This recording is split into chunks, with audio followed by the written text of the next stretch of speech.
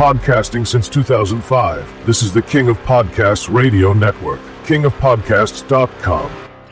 The Bloodline got a new Bruiser at Backlash, but maybe about 10 years too late. Woo! Hey, this is the Nature Boy Ric Flair, and believe it or not, whether you like it or don't like it, learn to love it, because you have to listen to Wrestling is Real. It is the best thing going today. Woo! The worldwide leader of podcasting excellence, the King of Podcasts Radio Network proudly presents The Wrestling is Real podcast, because wrestling needs us. This is episode 927 of the Wrestling is Real podcast. We're recapping Backlash, the pay-per-view tonight from St. Louis, Missouri. By the way, I feel like I was watching an Impact Plus pay-per-view tonight. It's one of those where, like, okay, the matches would be good. Nothing was going to change in the card. Nothing really noteworthy would happen. If it did, maybe a mid-card title might change, but nothing like that happened. Nothing. More or less non-eventful pay-per-view. Two things newsworthy at all. And one of them wasn't even on the PLE tonight. So, Jeff Cobb has now joined WWE at 42 years old. Now, we've known him from Ring of Honor, from New Japan Pro Wrestling. You can go so far back, actually, somebody was putting up on X, looking back at him as the monster, Matanzas Cueto, Dario Cueto's big monster that he had caged in Lucha Underground 10 years ago. A little more than that, actually. And now we're at the point where we are bringing him into this fold. You know, it's not going to be so much for Jeff Cobb to be a part of the group to push him, but it's more for Jacob Fatu's case because there's an eventual rift we're going to see from the Bloodline, which is the most interesting story of the whole card. Otherwise, John Cena beats Randy Orton once again. Pretty predictable fashion. And by the way, when you look at the crowd and think about how many times have we seen John Cena and Randy Orton together, I actually pulled back the info. I actually asked Gemini to pull me back all the matches they had together in high-stakes pay-per-view encounters. Let me give you the list that we had and how many times somebody won or the other. Now, these were all WWE title matches. So, SummerSlam 2007, and John Cena won. Unforgiven 2007, and Randy Orton won by DQ, but John Cena retains. And then we had No Way Out, and John Cena won by disqualification, and Randy Orton retained the championship. Then we had SummerSlam 2009, Breaking Point 2009, I forgot about Breaking Point, Hell in a Cell, Bragging Rights 2009. There was a 60-man anything goes Iron Man match. And if Cena lost, he would have to leave Raw. TLC 2013. And then Randy Orton would win the match. It was a unification match for the WWE and World Heavyweight titles. 2014's Royal Rumble. Hell in a Cell 2014. It was the last time they faced each other on pay-per-view. And that was a Hell in a Cell match that determined the number one contender for the World Heavyweight Championship. And John Cena won.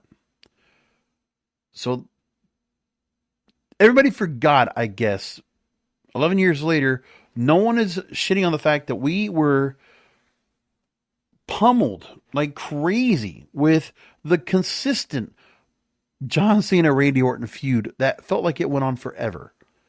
But people were okay because they were all into it tonight. But you know what? What match we got from them tonight was nothing different. Much like what we got before. A ref bump, we got some plunder. But then we also get R-Truth of all people coming into plunder into the pay-per-view, takes an RKO, and Randy Orton allows himself to get distracted by R-Truth only to lose. So we're back at the same thing once again over again. And then the second thing that happened after the PLE that was no newsworthy, well, we had a thing where John Cena abruptly interrupts Triple H during the post-show press conference, and he goes along and has a confrontation when John Cena starts talking about his feelings to the crowd, and then he has a confrontation from R-Truth. So, I'm going to try to take a step in the right direction. I want to thank you all for being here. We have a pretty intimate group, so I want to make sure everyone gets the time that they have earned. I would now like to open the floor and field all questions. So please, let's take the first question. Mona Nawaz at the One Mona. Congratulations on retaining your belt. To elaborate on being kind now. So could you tell us a little bit about your feelings about your match against Randy Orton, and if you guys shared any words just off screen behind the scenes after your match? Where's he at? Where was he in? I just want to say thank R-Truth interrupts the press conference. Hey, dog, hey, congratulations, man. I am so proud of you. I never gave up. I've always supported you. You know, we got a lot of history. You know what I'm talking about. You know what I'm saying, dog? I'm so proud of you. Even if people say you suck and can't wrestle. And John Cena gets up into his fist, Ron, into his grill. That was over the line. You say one more thing, and I promise there'll be repercussions. But I just want to tell you.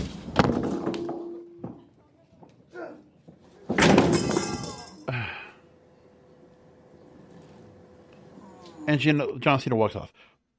So without anything happening beforehand, John Cena just is able to go and just pick up R-Truth for an AA and slam through a table.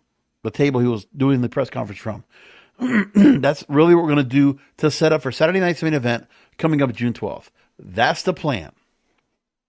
There is no plan for John Cena. So now after Randy Orton, it's a customary, hey, you guys had a great feud for years, face each other. And Randy takes the loss. So you knew that John Cena was going to continue to go forward and hold on to that belt. He's not losing it right now. Not until the end of the year. I am following along with that just the same. The John Cena heel character is still bland. Without The Rock's influence or soul snatching, which would have made the storyline better, this still feels generic. It feels like it's contrived and pushed, and it doesn't make a difference.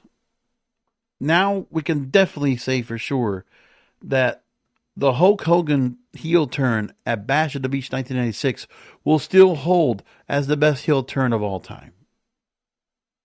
Of a standout babyface who you thought would never turn heel.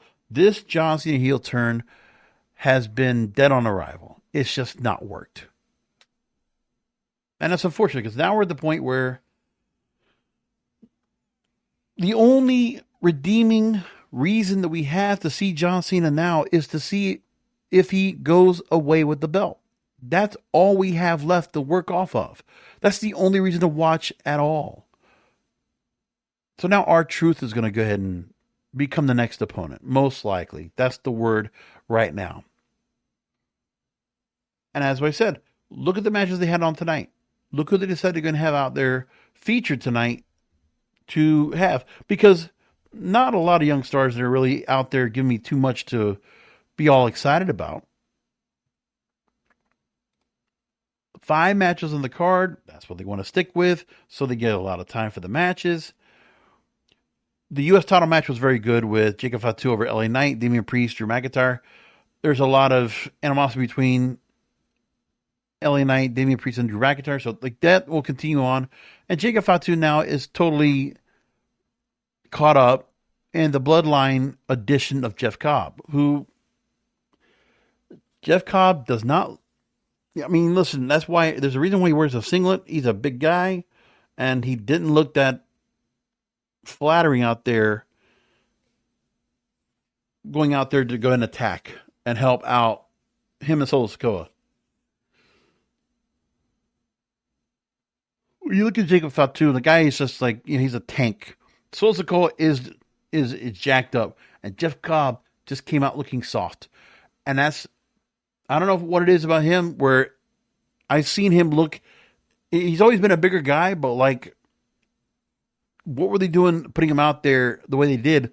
And he doesn't look that good out there. He didn't look very flattering. He just looked kind of fat, and it's unfortunate. I know he's a big guy, and he's very strong, and he's very agile, but if you would have got him after Lucha Underground goes away, and you decided to go and bring that guy en route and do something with him. I mean, Jeff Cobb was in shape and working for years. All the time in New Japan, all the time in Ring of Honor, all the time he had overall. He was working. But now you're getting him on the tail end of his career at 42 years old. Is it really the right idea to get Jeff Cobb right now?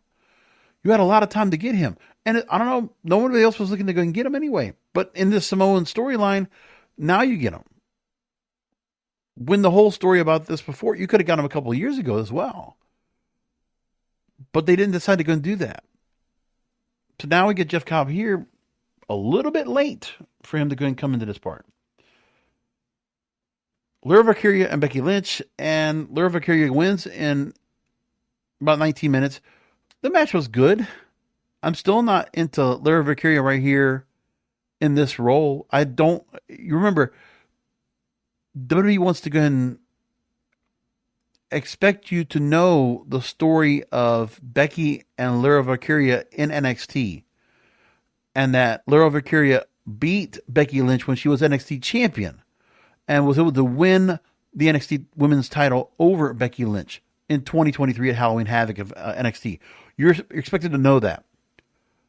Now, they might have put that in packages right before, but still, the storyline itself, we haven't had time to really care about Lyra Valkyria on the main roster.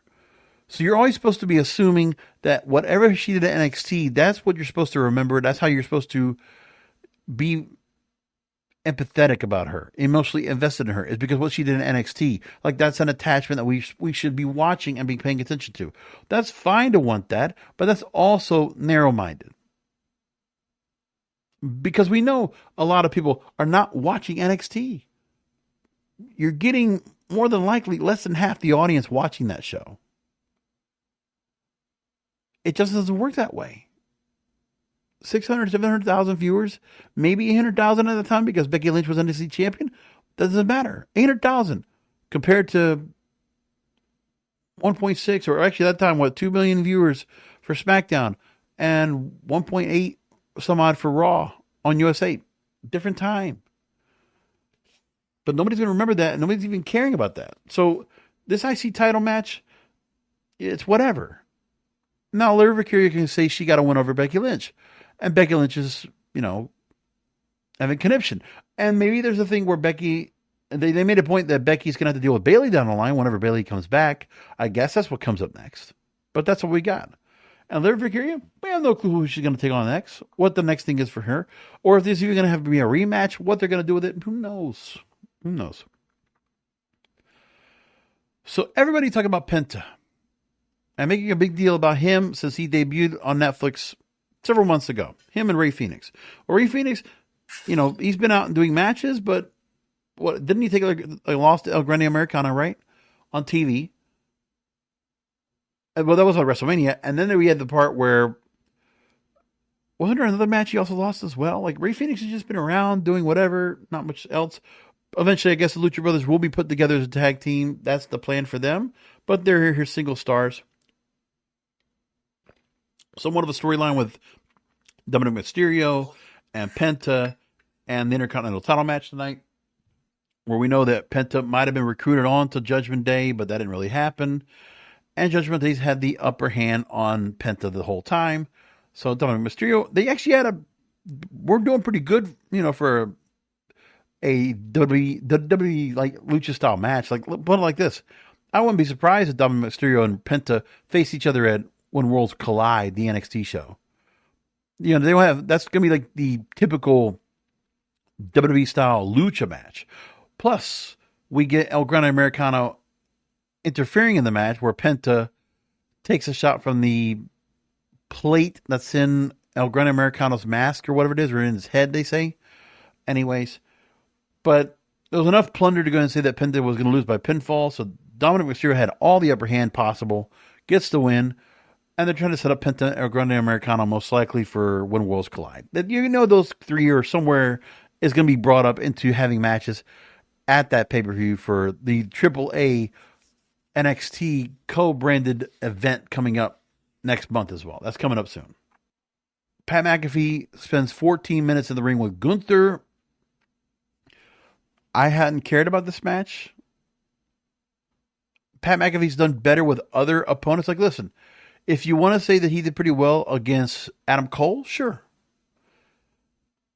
But not now. Pat McAfee wasn't in shape, wasn't really in the look of being out there. He didn't look good out there to face Gunther. But of course, he had to go shirt off because they had to show the slaps. And Gunther put him through the abuse, of course. But Gunther, from over a month ago, coming in as World Heavyweight Champion, another couple 100-day run, but losing back-to-back WrestleManias, and then has to go ahead and take on Pat McAfee. That's your consolation prize for the following PLE. You get Michael Cole involved, and the storyline, oh, Michael Cole, I'm not going to let anybody go and push me around and be a bully. What a contrived, simple storyline that I just never cared about. But this following, man, it's like a cult. This juvenile delusional following eats up the whole Michael Cole, Pat McAfee storyline, getting beaten up and choked out by Gunther. They ate it all up. Like, the crowd was totally into it. It's amazing how well a crowd they get for some of these events. For a crowd in St. Louis, I'm actually was surprised how well that crowd actually responded. But they're into everything tonight. Look, if you're watching on TV and you don't care about storylines, you just care about matches, yeah, then you got what you wanted.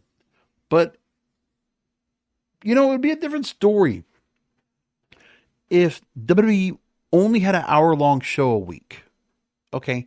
If we only had an hour of television every week for this show, say if it was like MLW or MWA, or it didn't even have a 2-hour show like it would be back in the day. Like, again, years ago, you couldn't get too much storyline into anything in an hour's worth of wrestling on television.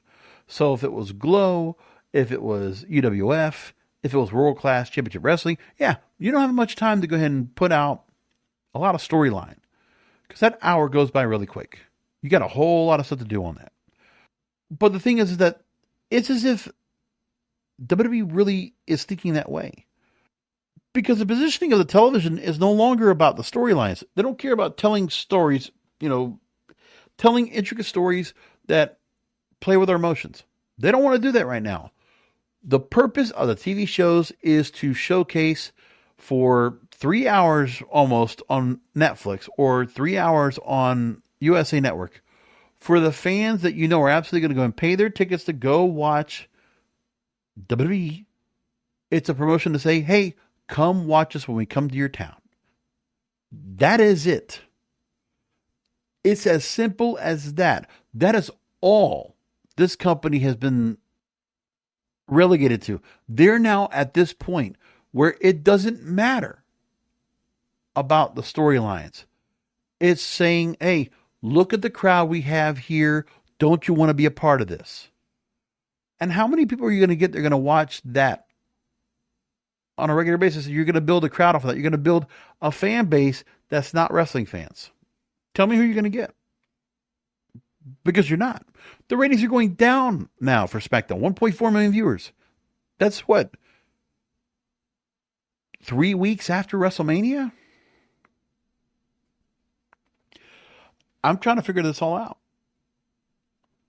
So they have that match. Like I said, the match quality, that's fine. You want to just watch matches? Okay, then you're getting them. You're getting exactly what you want. Are you really feeling like you're getting a whole lot from these matches? You're getting a real emotional investment? And to the juvenile delusional fandom out there, do you like being made to feel this dumb? Being to feel like simpletons, like you can't absorb a real story? That you're not willing to go ahead and be invested in a story and be smart enough to know where they're going with the story?